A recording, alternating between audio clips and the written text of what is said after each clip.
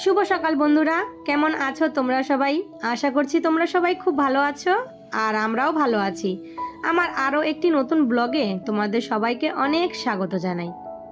আজ হচ্ছে বুধবার আর এখন বাজে ঘড়ির কাঁটায় ওই সকাল 8টা মতো। তবে চলো আজকের ব্লগটা এখান থেকেই তোমাদেরকে সাথে নিয়ে শুরু করছি। আশা করি ব্লগটা তোমাদের ভালো লাগবে। ব্লগটা ভালো লাগলে প্লিজ একটা লাইক, কমেন্ট, শেয়ার করে দিও আর চ্যানেলটা সাবস্ক্রাইব করে আমার পাশে থেকো। আজকে ঘুম থেকে উঠতে অনেকটাই কিন্তু দেরি হয়ে গেছে। ইচ্ছে করেই দেরি করে উঠেছি, তার কারণ আজকে হাজবেন্ডের ছুটি আছে আর এমনিতেও ছেলেদের ছুটি, তো হাজবেন্ডেরও আজকে 1 মে, তার জন্য ছুটি আছে।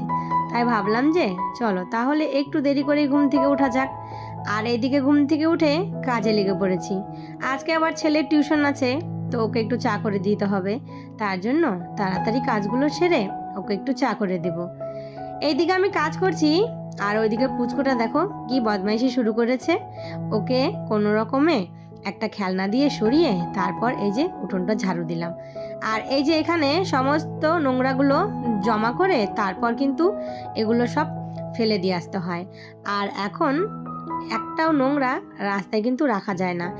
এতটুকু যদি পাতা হয়তো নোংরা জড়ো করে রেখেছি, এই একটু পরেই দেখবে মুরগি এসে সমস্ত নোংরাগুলো ছড়িয়ে ছিটিয়ে একাকার করে রাখে। তার জন্য সঙ্গে সঙ্গে ঝাড়ু দিয়েই নোংরাগুলো ফেলে দিয়ে আসি।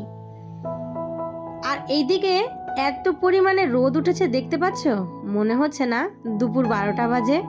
আর রোদের তেজটাও কিন্তু একদম অনেক তীব্র, মানে মনে হচ্ছে গা একদম জ্বলে পড়ে যাচ্ছে। মনে হচ্ছে কতক্ষণে চান করব।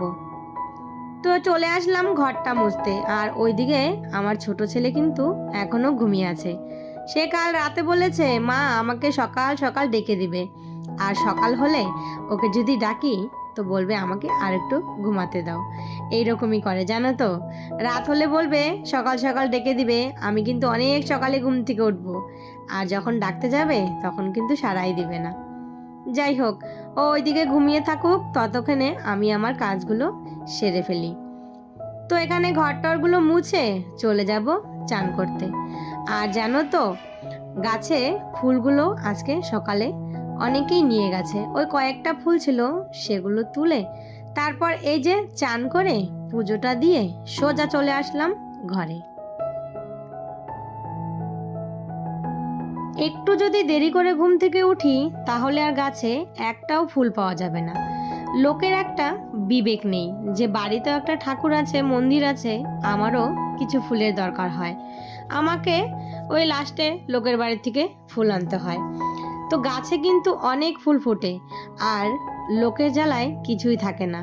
আমার গাছে যত ফুল হয় সেটা দিয়ে কিন্তু আমার দিব্যি পুজো হয়ে যায়। যদি একটু বাই চান্স ঘুম থেকে উঠতে দেরি হয়ে যায় তাহলে আর একটাও ফুল পাবে না। তো এই যে বাড়িতে এতটুকু কিন্তু জায়গা নেই যে দু একটা ফুল গাছ পুঁতে দেব। ওই যাই একটা দুটো ফুল গাছ ওই ছাদের উপরে কার্টুনে বসিয়ে বসিয়ে গাছগুলো বড় করেছি। একটা জবা ফুল গাছ হয়েছে আর সাথে দুটো পদ্ম গাছ লাগিয়েছি। আর একটা কার্টুনে সবজি চোচা জমিয়েছি, সেটাতে মাটি ভরে আর একটা পদ্ম ফুলের গাছ লাগানোর ইচ্ছে আছে। তো এইদিকে রান্নাঘরে চলে এসেছি। রান্নাঘরে এসে চাটা খেয়ে তারপর ভাত বসিয়ে দিলাম। আর অনেকটাই বেলা হয়ে গেছে। হাজবেন্ড বলছে আমার খিদে পেয়েছে। তো দেখো এখানে হাজবেন্ডও সাথে সাথে কাজ করে দিচ্ছে। এই যে ফ্রিজ থেকে মাছগুলো বের করে এনে দিল, তো বলছে আমাকে মাছ ভাজা করে দাও, আর এই যে ভাতটা হয়ে গেলে একটু গরম গরম ভাত দিয়ে দাও। একদিকে ভাত বসিয়েছি আর একদিকে একটু মুসুরির ডাল বসালাম। আর আজকে আবার হাজবেন্ড গাছের থেকে কাঁঠাল পেড়েছে, মানে এই যে আমার দেওরের গাছ থেকে কাঁঠাল নিয়ে আসলো। আর ওই চিংড়ি মাছটা দিয়ে আজকে কাঁঠালের তরকারি করব। আবার সাথে পাট শাকও এনেছে। যখন যেদিন হয়তো স্কুল ছুটি থাকে, বাড়িতে থাকে, সেই দিনেই শাক টাকগুলো টাটকা পাওয়া যায়, সাথে সাথে নিয়ে আসে। আর মাছও এনেছে কতগুলো জানো তো। তো এই যে দেখো মাছের সঙ্গে মাছের তেলও এনেছে আর এই যে ডিম।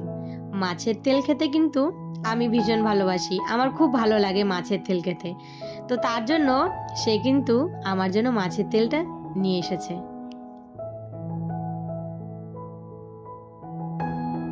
এদিকে ভাত আর ডাল নামিয়ে ওদেরকে খেতে দিয়ে তারপর চলে আসলাম দেখো কাঁঠাল কাটতে।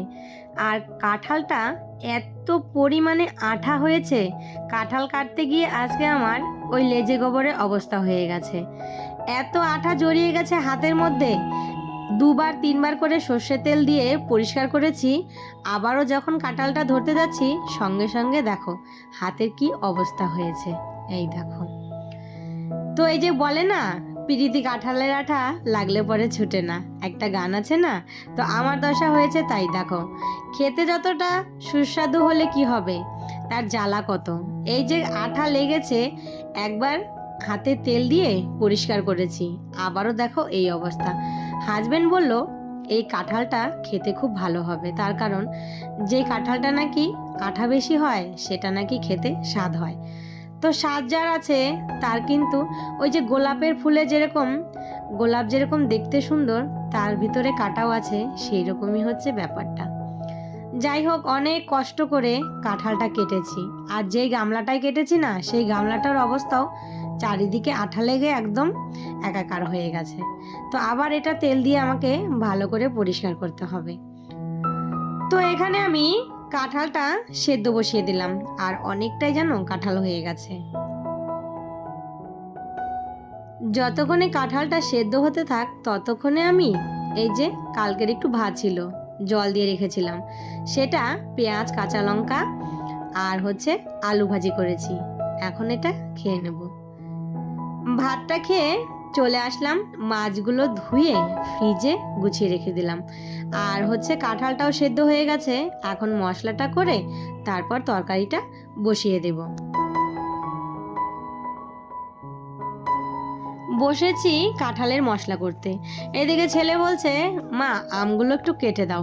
দেখো কত বড় বড় এক একটা আম নিয়ে এসেছে, জানি না কোথা থেকে এনেছে। আর এই যে এখন গরম পড়েছে, মাঝে মাঝেই দেখবে আমার ছেলেকে আম খেতে। আমার বড় ছেলেটা ভীষণ টক খেতে ভালোবাসে, একদম মেয়েদের মতো। আমিও জানো তো ছোটবেলায় ভীষণ টক খেতাম, তেঁতুল তারপরে কুল, যেই কোনো টক বলো প্রচুর পরিমাণে খেতাম। কিন্তু এই যে বিয়ের পর সব কিছুই কিন্তু আমার হারিয়ে গেছে। তো ওদেরকে আমটা কেটে দিয়েছি, ছেলেই মাখা করেছে। আর এটাতে একটু কাসন্দ হলে কিন্তু বেশ ভালো হতো। তো এই যে আমাকেও একটু দিয়েছে, আর এত পরিমাণে টক খেয়ে আমার পুরো মুখ ভেজকে যাচ্ছে। আর ওইদিকে আমার ছোট ছেলে খেলা করছে, আর ওইখানে দেখো আমাদের শেরু বসে বসে আমার আম খাওয়া দেখছে, ওরও মনে হয় একটু খেতে ইচ্ছে হয়েছিল। যাই হোক, খাওয়া দাওয়া সেরে তারপর চলে আসলাম এই যে কাঁঠালের তরকারি নামাতে। আর এখানে জানো তো একটু তেল বানিয়েছি, মানে মাথায় দেওয়ার জন্য। তো চলো বন্ধুরা, আজকের ভিডিওটা তাহলে এখানেই শেষ করি। সবাই ভালো থেকো, সুস্থ থেকো, আবারও দেখা হবে।